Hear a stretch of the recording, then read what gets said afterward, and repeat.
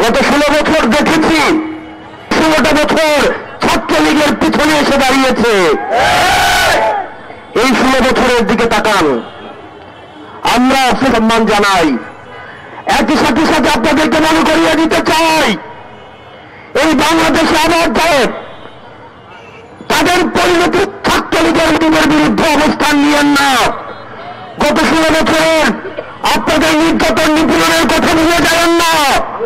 আপনারা যদি মনে করে থাকেন এই চাপাতির রাজনীতি, এই লজিস্টিকের রাজনীতি, এই ছাত্রলীগের রাজনীতি আবার আপনারা ক্যাম্পাসে আবার আপনারা রিস্টোর করবেন, তাহলে ছাত্রলীগ গেছে যে পথে আপনারাও যাবেন সে পথে।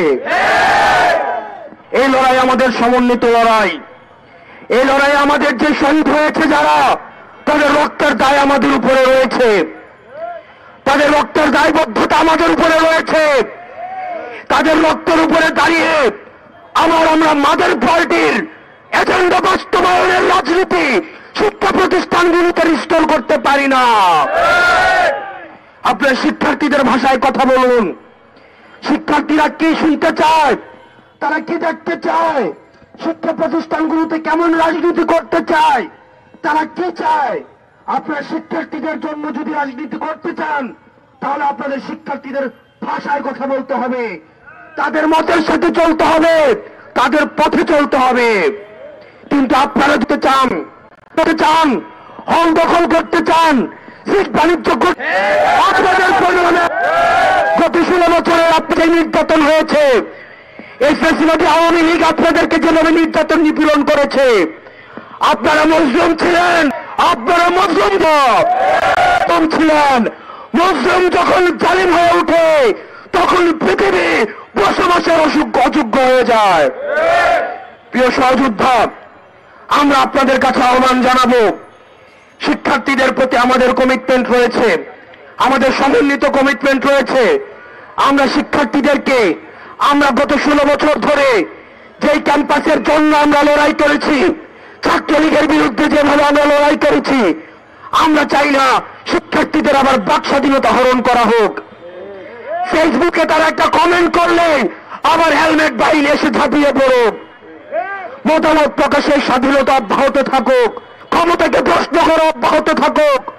এই যে অবাধ স্বাধীনতা আমরা ভোগ করছি, এই পর্যন্ত কেউ বলতে পারবে না এই সরকারের সমালোচনা, এই সরকারের কাছাকাছি যারা আছে তাদের সমালোচনা, উপদেষ্টাদের যে সমালোচনা, এই সমালোচনা প্রকাশ ভবিষ্যতে যারা শাসনে আসবেন তাদের সবার জন্য উদাহরণ হয়ে থাকবে। আমরা আমাদের এই শিক্ষাঙ্গনে শিক্ষা প্রতিষ্ঠান এবং হলগুলো হবে সুদের অবারিত বিচরণের ক্ষেত্র। শিক্ষার্থীদেরকে বাধ্য করা হবে, শিক্ষার্থীদেরকে জোর করা হবে, গ্যাসরুম গণরুম এই টেন্ডারবাজি চাঁদাবাজি আবার রিস্টোর করা হবে। এই স্বপ্ন আর বাংলাদেশে কোনোদিন বাস্তবায়িত হবে না। প্রিয় সহযোদ্ধা, ছাত্রলীগের বিরুদ্ধে লড়াই, যুবলীগের বিরুদ্ধে লড়াই, নির্যাতন নিপীড়নের বিরুদ্ধে লড়াই, যারা একবার লড়াইয়ে নেমেছে, লড়াই হচ্ছে মৃত্যু এবং জীবিত থাকার মধ্যবর্তী এই পুরোটা সময়। আমরা যে স্বাধীনতা অর্জন করেছি, আমাদের নারকীয় ছাত্রলীগ স্টাইলে যে ধরনের নির্যাতন হয়েছে, এই 56,000 বর্গ মাইলে আর পাওয়ার পলিটিক্সের কোন ঠিকানা হবে না। কুয়েটে যে নারকীয় যে নির্যাতন হয়েছে এবং জুলাই ব্যাপী, এই জুলাইকে আমরা বারবার মনে করিয়ে দিতে চাই।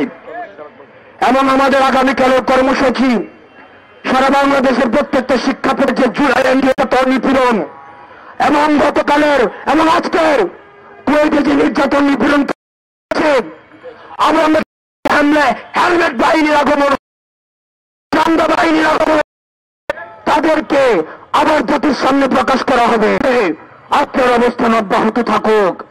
ইনকিলাব জিন্দাবাদ।